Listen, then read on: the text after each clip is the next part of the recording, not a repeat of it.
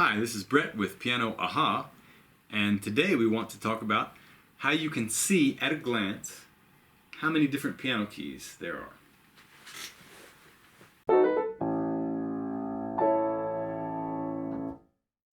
So if we take a look at this ocean of keys, the first thing we might notice is that there are some patterns that repeat themselves, at least, right? We see these patterns of 2 and 3 repeating. So what we want to do is reduce our view to just one of these patterns. So in other words, we're not counting how many keys there are on the piano, we just want to count how many different keys there are. So we don't want to count this note twice or 3 times. So, these are the keys. We want to know how many there are. The most obvious way to know how many there are would just be to count them, right? 1, 2, 3, 4, 5, 6, 7, 8, 9, 10, 11, 12. Okay, so there are 12. I did my hard work, I counted them, and I know now that there are 12. And if someone asks me next week how many there are, if I don't remember, I can just count them again. Okay, so that's one way of solving this problem. A second way of solving the problem might be that you have a piano teacher who told you there are 12 different keys, and since you have a good piano teacher and since you're a good student, you remembered what they said and you believed what they said, and you know that there are 12. You've never counted them yourself, but you know there are 12 keys. This obviously has some disadvantages. Maybe someone told you the wrong answer. Maybe they told you the right answer, but you remembered it incorrectly. In any case, that would be a second way of knowing, just secondhand knowledge, right? Someone told you that that's the answer. What I want to talk about today is a third, more interesting, and certainly more effective method. I want to somehow understand this structure here in front of me in a way that allows me to see at a glance that there must be 12 keys. And I think you'll agree with me if you look at the black keys, it's quite obvious that there are 5 of them because we have a group of 2 and a group of 3. But what might be slightly less obvious is that we can do the same sort of grouping with the white keys. If I take these fingers here and run them through here, then I can see that surrounding these 2 black keys I have 3 white keys.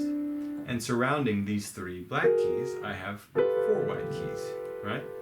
So seen in this way, I can divide up these keys into 2 groups, 3 and 4. So I have 5 black keys and 7 white keys. In other words, there are 12.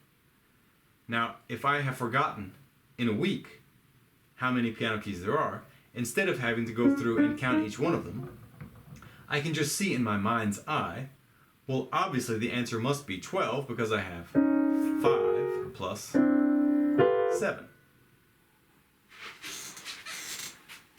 So just as we have 3 ways, at least, of counting the number of different piano keys, there are also 3 ways, at least, of learning a passage of piano music.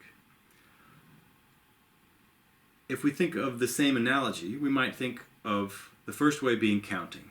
If I have sheet music in front of me, I see there's a note there, and that note is here, and that note is here, and I can play that here. And after a certain amount of time and practice, I can play the passage in question.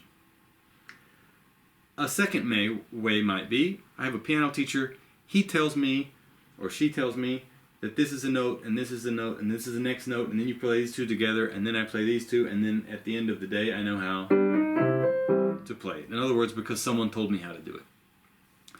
But what we here at Piano Aha would like to emphasize is that there is a third way of doing this, similar to what we talked about here, where you could see the structure of what you're doing.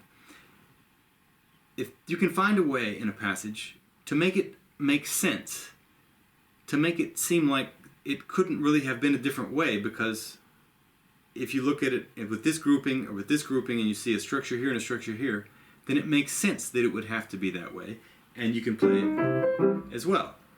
So there are three different ways, at least, of getting to this goal, this same goal. But this third way is a way that is much easier than to remember because it makes sense to you. Just like with these 12 keys, you see, well, there's 5 black and there's 7 white, there must be 12. And so in the other videos that you can look at our site, you will see different pieces that we've explained and how we've tried to look at it in this third way to make it make sense to your brain. So thanks for watching this video, and have fun and learn something, hopefully, watching the other ones.